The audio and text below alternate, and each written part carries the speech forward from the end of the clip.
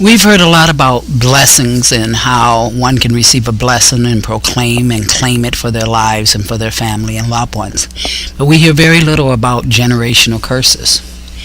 Yet generational curses are real. They are evident not just in the ungodly's life, but also in Christians' lives. And that's what I want to do the teaching on today, is on generational curses. There are three curses, or three types of curses, that can be narrowed down into these areas. One is self-imposed curses. These are curses we speak over ourselves. I'm sure you've heard yourself say, or heard of others say, I'm getting sick and tired of this, or this is making me sick, or this is giving me a headache, I can't take it anymore. And then later on, we find ourselves sick and tired, fatigued and weary, and we don't understand why. But the reason can be narrowed down to what we've proclaimed over ourselves over the months, weeks, years that we're sick and tired. And that's exactly what we become, sick and tired. No medicine seems to work. We're maybe diagnosed with having hay fever or allergies or sinus infection, when the reality is the words that we ourselves have spoken over ourselves. I remember a friend of mine who asked me to pray for her, and she said, can you pray for my cold? And I said, sure. And I reached over to pray for her, and the Lord spoke to me very clearly and said, you can't pray for her. I thought about it for a moment and thought, that can't be God. God wants us to pray for each other. And so I reached over again to put my hands on her, and again the Lord spoke very clearly and said, you cannot pray for her. At this point, being very puzzled by what I heard, I thought to myself, why not? And the Lord said, because she's already claimed that cold as her own. Since this was taking a while, my friend looked at me and said, well, are you going to pray for me? And I said, well, I can't. And she looked just as puzzled as I did and said, why not? And I said, because you've already claimed the cold as your own when you said, will you pray for my cold? She repented of claiming the cold as her own and renounced it, and we prayed. But how often have you heard someone say, my cold, my arthritis is acting up, can you pray for my pain? And what we do is claim the condition as our own, and yet we want to be set free from it at the same time. These are called self-imposed curses. The curses, the number two is curses that others have spoken over us. It is a form of witchcraft. Words such as you'll never amount to something, you can't do that, that'll never happen. Those are word curses that are spoken over you, not necessarily the will of God for your life or even your own desires, but it's the desires that someone else has preconceived about you or said about you. Generally, when someone is speaking against you or your car or your gift or your talent or you as a person, you find yourself in a daze or confused, forgetting things, and you're wondering, what is wrong with me? When the truth is, those are word curses actually being spoken over you. I remember recently, not recently, but leaving a church that I felt the Lord had called me out of. Shortly after I had left the church, I had a peace about it. A friend of mine who was still a member of the church asked me, do you feel led to go back to that church? And I said, yeah, I do. And it was a strange thing, because in my heart, I knew God had called me out of this church. And yet, at the same time, I found myself longing to go back to this particular church. And I said, yes, I don't know why, but I do feel led to come back to this particular church. And she said, that's because we're praying that you come back. And I was shocked. I just looked at her and I said, you're doing what? She said, we're praying that you come back, us and the intercessor. And I said, stop it. I said, first of all, what you're praying is your will for my life and for me, not the will of God for my life. I said, it is witchcraft. And so we have to be very careful of how we even pray, because sometimes we're literally praying our will over somebody else's instead of the will of God. And it is witchcraft. Another form of curse is generational curses. And generational curses are those curses that have come through the family bloodline. And this is the curses I want us to direct our attention and focus on. I want you to understand and keep in mind that the presence of one or two of these problems that may exist in your life or family doesn't necessarily indicate an evidence of a curse. Just because you have an accident or two or are depressed doesn't necessarily mean you are under a generational curse. But when several of the problems are present, or when any one of them tend to reoccur repeatedly to you or is evident in your family bloodline, then that's when you need to take a closer evaluation of what a generational curse is and how you should revoke it over you and your family bloodline. Several indications of a curse are: number one, sterility or barrenness, a tendency to miscarry or related female problems. Deuteronomy 28:18 says, "Cursed shall be the fruit of your body or womb." Fruit of the body is in reference to procreation, to children. For no medical or apparent reason, you cannot procreate. You cannot have children. My mother could only give birth to me. I had a healthy birth. Although she tried, she couldn't have any more children. I myself had two healthy children. I did not have a problem of having children. However, I did have severe cramping. I went into menopause at a very young age. The doctor said that it was not the normal. I actually thought it was a blessing. I didn't realize at the time that it was a generational curse. However, when my daughter, she had her son, her first child, a healthy child, normal birth. After that, she had two stillbirths. She could not bring forth a child without it being born stillbirth. And so by the time she was pregnant with her third child, and due to the grief and the sorrow over the other two grandkids dying, I began to question what was going on, and I sought the Lord, and the Lord said that this was a generational curse, and this was a curse that needed to be revoked over our family bloodline. And so as I prayed for my daughter, who was at least 4 to 5 months pregnant at the time, I revoked that curse. We prayed for a release of God's healing, and she gave birth to a healthy baby boy. And after that, she gave birth to a healthy girl without any more problem. I began to realize that there was a generational curse that had ran through our family bloodline, and start seeing a pattern and connections with different people in the family. And by family, I'm speaking not just my family and children, but my mother, my grandmother, aunts and uncles, and realizing that there has been a problem all the way through, a generational curse. Number two is mental or emotional breakdown. Deuteronomy 28th verse and the 34th verse are the corresponding phrases. Are madness and astonishment of heart, confusion of heart or confusion of mind, a trembling heart or sorrow of mind, which is verse 65 and 28.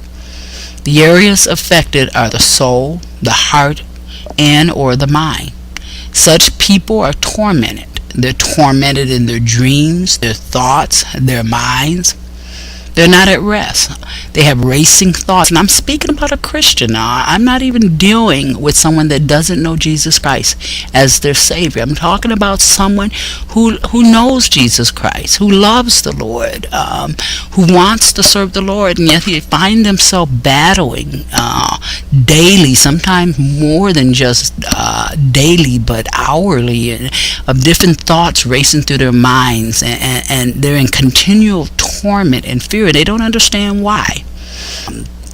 However, they're unable to come to somebody in the body of Christ. They may have done it at a certain time in their life, only to be told that they're backslidden, or they're in sin of some sort, or they just don't have the answer.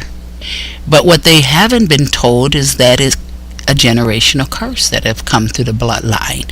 So instead of dealing with it from a spiritual aspect, they go for therapy, they see a psychiatrist, they're medicated, and yet the problem is still there. It won't go away because it is not a physical condition. It has a spiritual root to it that has to be addressed. The two key words, even with the mental illness that we see in Deuteronomy 28 and 34, is depression and confusion. And to be honest with you, these most invariably have their roots in some form of occult involvement. A lot of occult involvement, sin brings a curse into the family bloodline, and the result of it deals with depression and confusion. I ministered to a minister not too long ago, and a lot of the symptoms that I described, the racing thoughts, the depression, the other problems that I had just described, are things that she said she was going through. And as we begin to talk and as we begin to minister, it came to the realization that she had been involved in her younger years in occult activities very strongly. And so it doesn't surprise me that she was having these feelings, and not only dealing with depression and racing thoughts, but also even the problem with barrenness. Not able to have a child for no apparent reason other than she couldn't have a child. And so we ministered, and she got her deliverance and her healing. Of course, she had said to me, and I thought it was interesting, was that if I prayed to have this curse revoked from me, I'm speaking of the one with barrenness, does that mean I'm going to have a child in my age now? I said, well, I don't know. I don't know what God's plan is for you. But you need to understand that you can't pick and choose your curses. You're either going to say, I don't want any of the curses, or you're going to stay and keep that curse. The choice is yours, but most people don't pick and choose. I'll keep this curse because it's convenient for me, and I'll get rid of this one because it's really causing havoc in my life. There are others who have never been involved in occult activities or sorcery, which is drugs, but they have experienced deep depression, oppression, confusion at a young age. Such person may be a victim of a generational curse in their family bloodline. Who else in the family is diagnosed with a mental illness in the family, or diagnosed with manic depressive, autism, bipolar, attention deficit disorder? These are signs that there's something going on in the bloodline. When you can look at your family tree and said, well, my mother had depression, my dad was committed, my grandma committed suicide. These are evidence of a generational curse bringing mental and emotional breakdown in the family. You've heard about Alzheimer's disease. According to the Science Dictionary, the definition is a progressive, degenerative disease of the brain, commonly affecting the elderly and associated with the development of an amyloid plaques in the cerebral cortex. It is characterized, and this is what I want to get a point across, by confusion, disorientation, memory failure, speech disturbances, and eventually dementia. The cause is unknown. Dementia is even a further deterioration of intellectual facilities, such as memory, concentration, and judgment, resulting from an organic disease or disorder of the brain, and often accompanied by emotional disturbance and personality changes. And if anyone's had to deal with this, the question is, should a Christian have Alzheimer's? According to 1 Timothy 1:7, it says, God has not given us the spirit of fear, but of power and of love and of a sound mind. There is no reason a Christian should have Alzheimer's or dementia other than that it is due to an iniquity or generational curse that have come through the bloodline. Number 3 is related or chronic sickness, especially if it's hereditary. The corresponding phrases from Deuteronomy 28 are plague or plagued with diseases, verse 21, consumption or wasting away disease, 22, extreme burning, fever, and inflammation, verse 22, incurable boils, 27 and 35, tumors, verse 27, scabs or festering sores, 27, incurable itch, 27, madness, verse 28, blindness, 28, extraordinarily fearful prolonged plagues, 59, serious and prolonged sickness or severe and lingering disease of our seed or children, verse 59, every other sickness or severe and lingering diseases. So you can look at these and see, okay, do I have any of these? Is this something that's come through the family bloodline? I looked up the word consumption because, to be honest with you, I really didn't know what it meant exactly. And it's an old and once common term for wasting away of the body, particularly from a pulmonary tuberculosis, something that we don't really have to deal with anymore, but once was widespread. We know it as TB. The World Health Organization, called WHO, noted that in 460 BC's Hippocrates identified consumption as the most widespread disease of his day and observed that it was almost always fatal. Someone who had tuberculosis seemed literally to be consumed by the disease.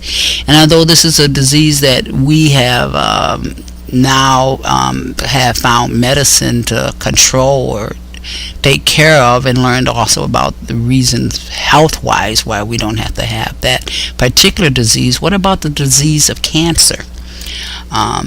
It's an uncontrolled growth of abnormal cells anywhere in a body. The abnormal cells are termed cancer cells, malignant cells, or tumors cells. Consumption or wasting disease. This is a disease that literally just causes a person to waste. They don't know the reason for cancer.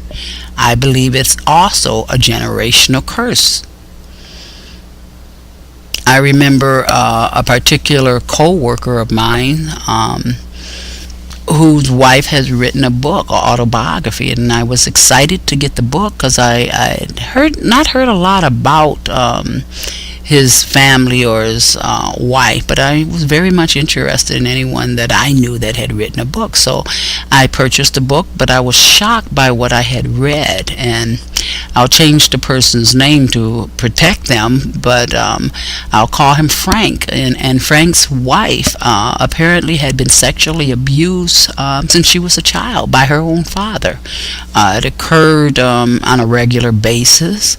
And when she reached her adolescent years, the physical abuse as well as the sexual abuse increased. Once she was in high school, she met Fred, and they fell in love. Eventually, she had to tell him why she wasn't allowed to leave the house, why she couldn't do any activities with him, they couldn't go on a date, why she wouldn't allow him in the house. And finally she confided and told him the truth. A few days later, Fred showed up and told her to get her stuff and pack her stuff, that she was going to move in with him and his parents, and told the father that if he was opposed to it, that he could call the police, and the police would be very much interested in the way he has been abusing his own daughter. So the father did let her go. And the book ends with basically the co-worker, Frank, being the Prince Charming, showing up on a horse to deliver and set free his wife from what she had been under. And so I asked him, I said, well, whatever happened to the father? Because he didn't say any more about the father. And he said that we had just recently visited the father, and the father was in a nursing home. But what the problem was, the father was in a wheelchair, he couldn't walk, and he was blind. And when I heard that, I remember just sitting there, and though at the time I didn't understand generational curse, I hadn't, the Lord hadn't led me in teaching in that particular area, but I knew he had received a curse. I just knew that, oh my goodness, this is a result of the sins that he has committed. And then the next thing that Frank said was, I'm glad. I hope he rots in hell for the way he's treated my wife and the things he's done to her. And Frank was a Christian, and his wife was a Christian. His wife had been under therapy probably most of her adult life. And I knew that wasn't the right answer. I knew that he had to forgive her. They both did, but they didn't. And because they did not forgive, eventually, very shortly after writing the book actually, they ended up getting a divorce because she couldn't deal with men because of the way she had been treated, and because neither one of them could release her father and allow and let it go, let the hatred and the bitterness and forgive him, not because he did what he did was okay. It wasn't to justify it, but simply to say, I choose to forgive him as you've forgiven me, and I want to be set free from the torment and the anguish. I want to be set free from the nightmares and the fear. And because she couldn't forgive him, she could not receive that liberty that she needed, and let God deal with him. And so it caused nothing but a havoc in their whole life, in their marriage and in their family. Number 4 is continual financial insufficiency and lack. Two related phrases from Deuteronomy 28 are, "Cursed shall be thy basket and thy store," verse 28 and 17. "Cursed shall be the fruit of thy body and the fruit of thy land, the increase of thy kin and the flock of thy sheep." 28:18. "Thou shalt not prosper in thy ways, or you will be unsuccessful in everything you do." Chapter 28:29.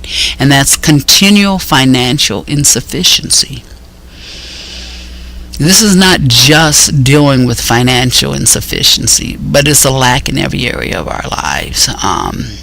It's that person that's always achieving, having the credentials, having everything they need, and yet falling short of receiving the promotion or fulfilling that goal or job in their life.